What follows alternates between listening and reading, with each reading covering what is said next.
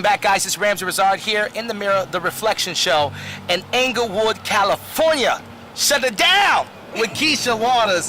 Kisha, what's up? What's up? How you doing? I'm good. How are you? Girl, I'm in this beautiful weather. It's not hot like Florida. I mean, you got airplanes, you got a lot of things happening in the scene, and this is what I love about the show. You never go unscripted. You never go to the Mirror scripted, but you go unscripted. So it's an unscripted moment. So tell me, Kisha, what are you thankful for? Oh gosh, I'm thankful for my children. I'm thankful for my family. I'm thankful for all the opportunities God has given me, and I'm thankful that I have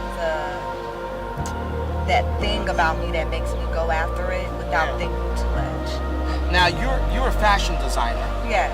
And you've been in the industry quite some time now. Yes. You know, and you've been successful at it. What has allowed you to balance that success in your reality through the process?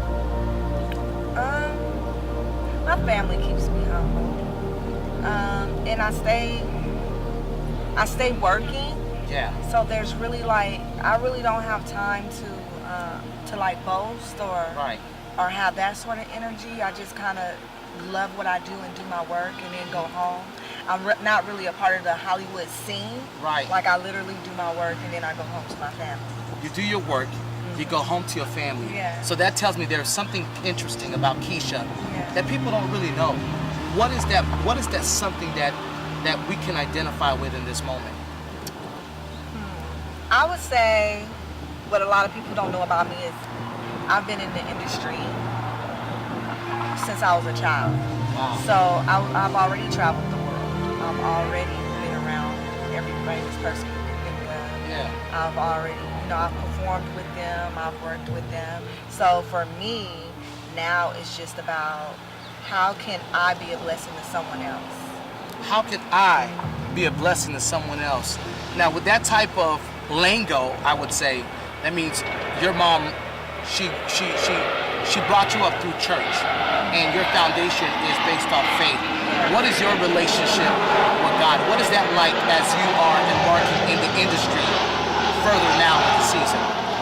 I would say I am a very spiritual person naturally, by nature. Before, just as a child, before I even really understood, Right. I would pray and I would have conversations, even though I didn't understand exactly what I was doing. So my mom brought us up in church, but it was a little deeper than that, than just church, because you can go to church and still not really get anything out of it. My parents' example was everything to me. They were the leaders. They were the ones helping other family members. They were the entrepreneurs, and we lived well. So that kind of gave me a good outlook on what life is really about. Just kind of watching my parents. So they were my heroes. I didn't have to look to the television and look outside of my home for who my heroes were. So that's what makes you so humble, is the transparency. You grew up and been around for a very long time. Because I mean, just sitting here with you and catching this vibe right now it's pretty authentic. And I've only known you for literally 2 minutes, y'all. Kisha is someone I've met through Kyle Armour. He's an actor, comedian here in the LA area, all the way from the Bay Area. And Kisha, I always say, so there's a little girl inside of you that still imagines, right? Yeah. What does the little girl do to you every day when you wake up and you're pursuing what you're doing? She reminds me of why I got started. And why did you get started? I got started in the fashion industry. I was working in ministry at the time when I decided to open my boutique. Right. And I was a young woman. It was 2009. I'm still young, but I was younger. She said, I'm still young. Y'all don't get that twisted, okay? I was younger. Yeah. And I felt like the young women at the church didn't have to dress like grandmothers. We wanted to get dressed up and get nice too. A little more modern. A little, but we didn't want. No, I really actually wanted us to be dressed up, but I didn't want us to be dressed like the 60-year-old women in the church. Right. So that was my initial I have to do something about this. This You is just all said, I want to bad. solve this problem today.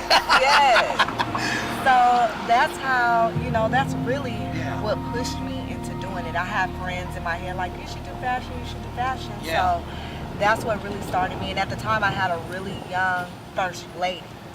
And the way she dressed always like inspired me. And I was just like, I want to show that you can be young and beautiful and sexy and not give too much. So that's what birthed that moment in your life. Yeah. Now, we all know entrepreneurs, girl, one day we good, next day the next day you're trying to figure out like, yo, how do I get across this hump? What is something interesting that you've encountered as far as something difficult that almost made you want to give it up? Being broke. That's real. Being broke. I was working a 9 to 5 and I was making really good money in real estate. Yeah. I was working for a real estate company and my heart just wasn't in it anymore. And I really wanted to pursue my passion full time. Yeah. And when I first started, I had a little money saved up, but when you're investing in yourself and you're trying different things, no one gave me the keys. No one gave you the keys. People had the keys and they stood back and they watched. And no one gave me the keys, but it made me stronger and it made me, I'm self-taught and I pretty much learned my trial. So like when people like... Wait, say that again. I don't think people heard that little part, which is so powerful. You learn through your trials. Yes, I did. That means your trial and your burdens were heavy, but you saw a positive side to it. I did. It was something, every time I wanted to quit, God was like, no, and I can always remember my father saying, God would never give you an assignment that you think you could do. He will always give you an assignment that you're like, this is crazy. What? It doesn't make sense at all. It doesn't make sense at all. It makes more sense for me to work my 9 to 5. Right. Help pay the bills around the house. And I struggle with that. Yeah. Some people are like, well, it seems like it's so easy. Well, all you see is Facebook. All you see is Instagram. All you see is the inspiring quotes that I post. But behind the scenes, there was a lot of work. And nobody handed me anything. Nobody gave you the keys. Nobody. I wish I could sit here and say, and thank you to such and such. They mentored me and they really gave. I don't have that story. Only God gets the glory. Only God gets the glory in my story. Kisha, I'm so silent right now. I'm like, yo, it's like I can hear the Whitney Houston in your story. Wow. I can hear the choir singing. I can hear the trumpets ringing. I can hear that sound because you finally got into a place just in this moment, and I can tell that you're reflecting on how far you've came and where you're going. Right. Where do you see yourself 2 years from now? Oh, wow. You didn't think that question was coming, right? Kyle, I didn't think she understood that question was coming. So 2 years from now, yes, I see myself with my own community center for the arts, for dance, for fashion. You do realize you're talking to yourself right now. So 2 years from now, or a year from now, I'm gonna watch this video and be so excited. Yeah. I understand the power of my words. Yes. So having a community center, of course, moving myself and my children and my family to a better situation. And even though we have a beautiful situation now, it's you have to keep growing. And I definitely want to be in a place where I'm helping other people and it's not a burden on me. I want my cup to be flowing over so much that I don't even feel when I help people. I don't even feel when I help people. Now, talking about your kids and stuff, how many kids do you have? I have 3 children. 3 kids. 16, 17, and 19. 16, 17, and 19. Yes.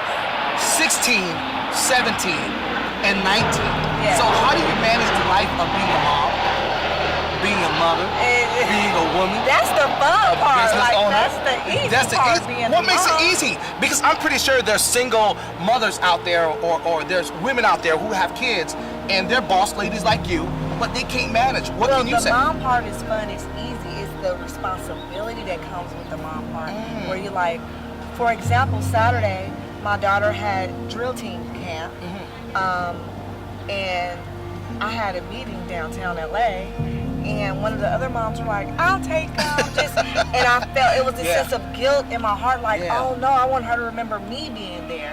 Wow. You know, but I knew if I didn't take that meeting that we wouldn't be where we're gonna be tomorrow. Right. So I have to take, so it's just little things like that that sometimes I'm like, okay. And sometimes I don't take the meeting. Sometimes I'm like, I think back 5 days later, like, oh, I probably should have took that meeting, but my children are happy right now. So like, you just gotta kind of pick and choose. You prioritize your responsibility. And that's good.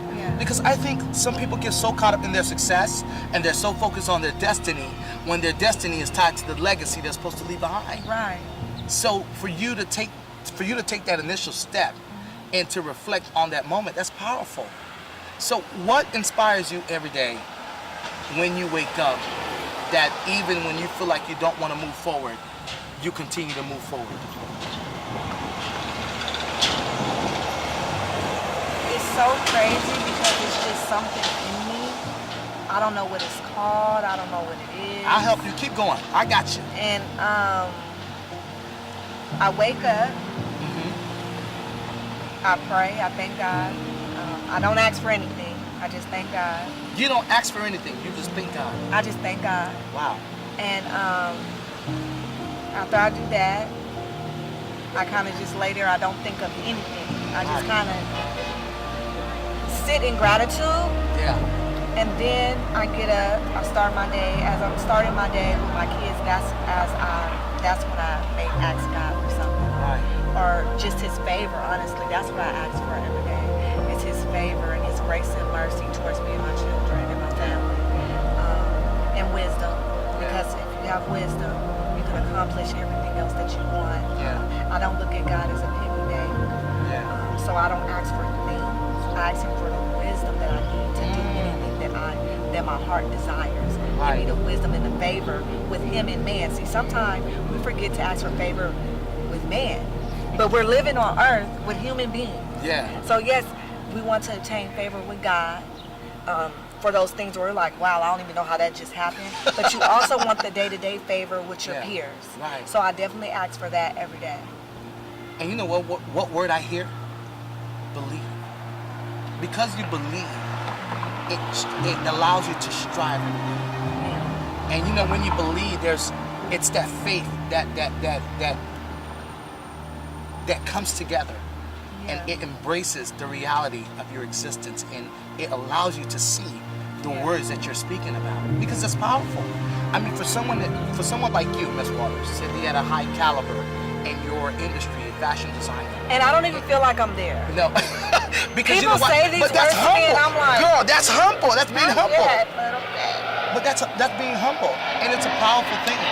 Now, as the show get ready to end, I always say this: there is somebody who's watching this show right now on YouTube, and they could be sitting there in the cubicle, they could be sitting there in their house, maybe watching it on their phone, and they are looking for one positive message that you can relate to them, that they can be a part of, that can help change their situation. What is that one thing would you like to share with them? I would say,